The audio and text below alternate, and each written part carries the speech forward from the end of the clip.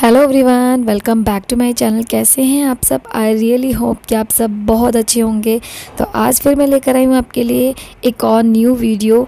तो ये new tips and trick जो है ना, आपके बेहद काम आने वाले हैं, क्योंकि ये हमारे घर और किचन के कामों को तो आसान बनाते ही बनाते हैं, साथ ही साथ हमारे पैसों की भी बचत करते हैं। तो चलिए फिर ज़्यादा देर नहीं करते हैं, वीडियो को कर लेते हैं स्टार्ट। तो मेरी जो पहली टिप है ना, वो इस तरह के जार को लेकर है, मिक्सी के जार को।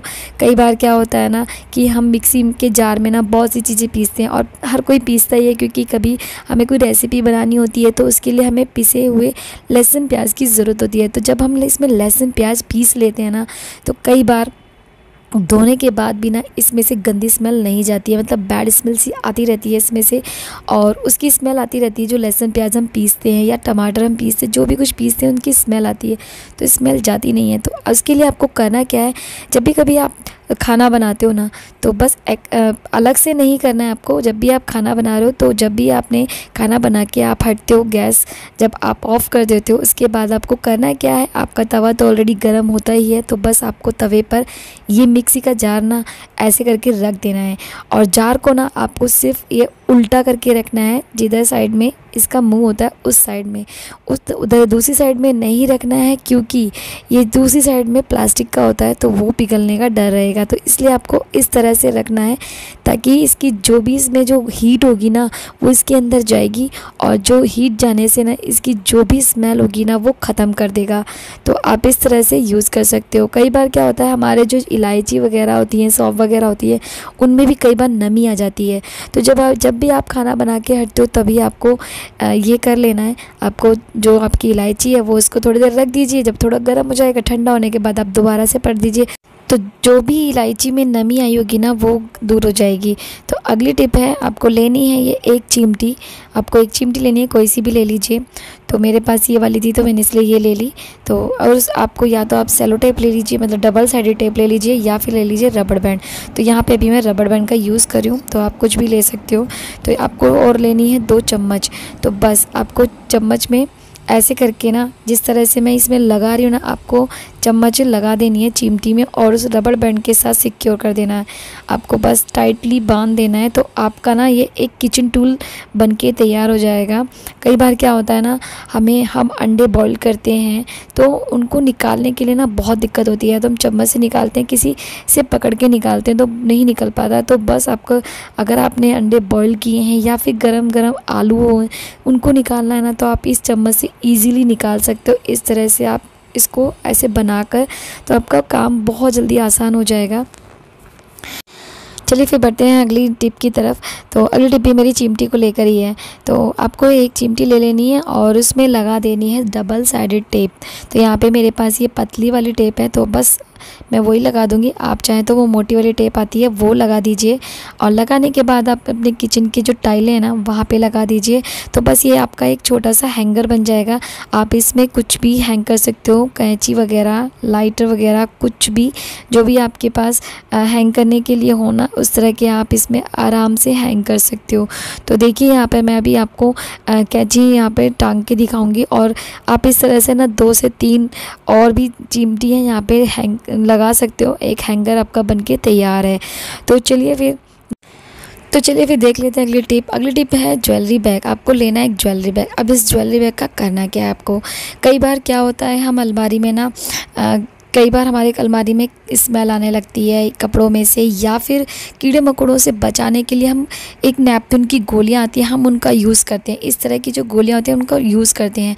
तो अब उनका यूज़ करते हैं, कपड़ों के बीच में रख देते हैं। कई बार फिर हम जब कपड़े वो पहनते हैं ना, तो वो स्मेल हमारे अंदर से आने लगती है, और कईयों को तो बहुत एलर्जी भी होती है, छींकें शुरू हो जाती हैं। तो आपको वो नहीं करना है। आपको करना है क्या, इस तरह ज्वेलरी बैग ले लीजिए और उसमें नैपकिन की गोलियां डाल दीजिए। गोलियां डालने के बाद आपको इस पर ना डबल साइडेड टेप लगा देना है। अब डबल साइडेड टेप लगाने के बाद बस आपको अलमारी में इसको चिपका देना है बैग को। तो इससे होगा क्या ना, कि आपको कपड़ों में रखने की ज़रूरत नहीं पड़ेगी नैपकिन की गोलियों को, और ये अपना काम करता रहेगा। जो भी स्मेल होगी वो इसके अंदर आती रहेगी, जो भी उससे आपका क्या होगा ना, ये सारे में स्मेल डालता रहेगा, और आपके जो भी कपड़े वपड़े हैं ना, वो कीड़े लगने से बचते रहेंगे और स्मेल भी नहीं आएगी। तो ये एक बहुत अच्छी ट्रिक है, आप इस ट्रिक को यूज़ कर सकते हो।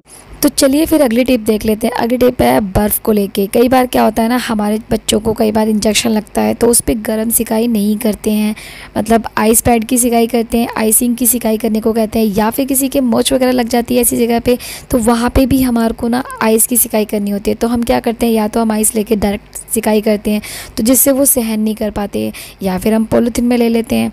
तो पॉलीथीन में भी लेते हैं तो भी हमें ज़्यादा ठंडा लगता है और फिर इसका जो पानी, जो बर्फ़ मेल्ट होती है ना, उसका पानी निकलता है। तो ऐसे यहाँ कपड़ों में लेके लगाते हैं। तो ये सब ना करके ना आपको करना क्या है, आपको लेना है एक ज्वेलरी बैग। और ज्वेलरी बैग लेने के बाद ना आप इसमें ना कई सारी, एक तो इससे फ़ायदा ये होगा, आप इसमें 4 से 5 आइस रख सकते हो। अगर हम किसी कपड़े में लेके लगते हैं या पन्नी में तो हम एक ही लगा के कर पाते हैं। अब इस तरह से ना ज्वेलरी बैग में कई सारी आइस रख के अब इसको कर दीजिए बंद, और आपको रख देना है फ्रीज़र में 4 से 5 मिनट के लिए। बस ये जब ठंडा हो जाएगा तो आप इससे ना इजीली आप सिकाई कर सकते हो किसी की भी, और इससे ना ज़्यादा आपको मतलब ये नहीं लगेगा कि बहुत ज़्यादा ठंडा लग रहा है। आप इजीली एक आइस पैड का ये काम करेगा आपकी ना, इसमें बर्फ़ जो है ना वो मेल्ट होके ना पानी निकलेगा भी नहीं किसी के ऊपर। तो बहुत अच्छी ट्रिक है, आप इस तरह से किसी भी को भी आप सिकाई कर सकते हो, किसी की भी।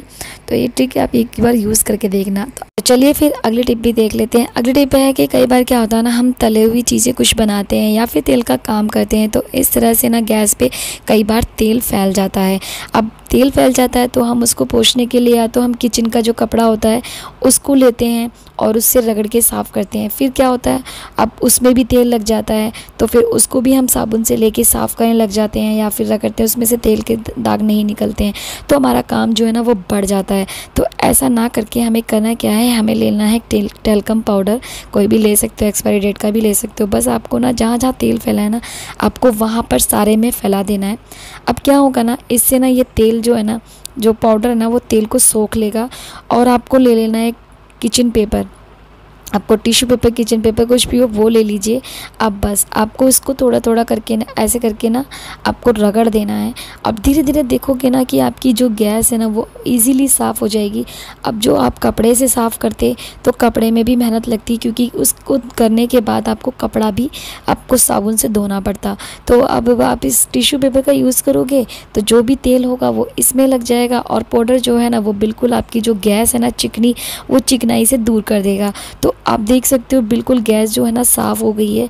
तो आपका जो मेहनत है ना वो भी बच जाएगी, तो आपका टाइम भी बचेगा। तो इस ट्रिक को आप यूज़ कर सकते हो। अगर कभी आपका तेल फैल गया है तो आप देख सकते हो बिल्कुल गैस साफ़ हो गई है। अब चाहे तो आप जो कपड़ा है ना उसको गीला करके उससे साफ़ कर सकते हो, चाहे तो आप ऐसे भी छोड़ सकते हो, क्योंकि अब बिल्कुल भी तेल यहाँ पर बिल्कुल भी नहीं है, गैस के पास कोई भी गैस आपकी चिकनी नहीं होगी।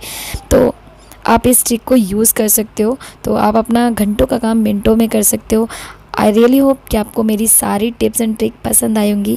पसंद आए तो प्लीज़ वीडियो को लाइक कर देना। चैनल पर अगर पहली बार आए हो तो चैनल को सब्सक्राइब कर लेना, बेल आइकन को ज़रूर प्रेस कर देना। मिलती हूँ मैं आपको अपनी अगली वीडियो में, तब तक के लिए बाय बाय।